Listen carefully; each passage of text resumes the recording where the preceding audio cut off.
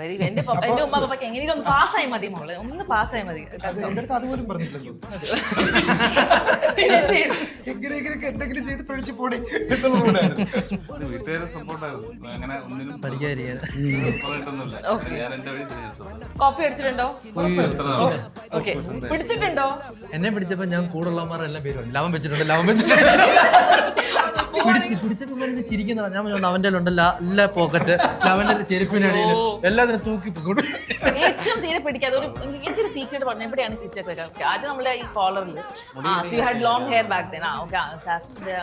പിന്നെ കക്ഷത്തൊക്കെ ഒളിപ്പിച്ച് വെച്ച് നാല് എക്സാം ഒരു സമയത്ത് എന്താണ് ചൊറിയാൻ വേണ്ടി എത്ര ക്രഞ്ചടിക്കുന്നുണ്ട്.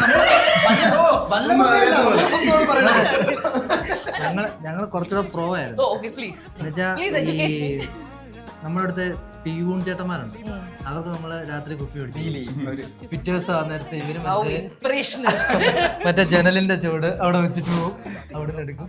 മാറ്റി പ്രിൻസിപ്പളിന്റെ റൂമിൽ ഇരുത്തി എഴുതിച്ചിട്ടുണ്ട്, വേറെ ക്ലാസ്സിൽ ഒറ്റയ്ക്ക് കൊണ്ടിട്ട് എഴുതിച്ചിട്ടുണ്ട്. എല്ലാവരും മസ്ക് ഇട്ടിട്ട് വെച്ചിട്ടുണ്ടായിരുന്നു. സോ എക്സ്പെൽ ഒന്നും ആയില്ല.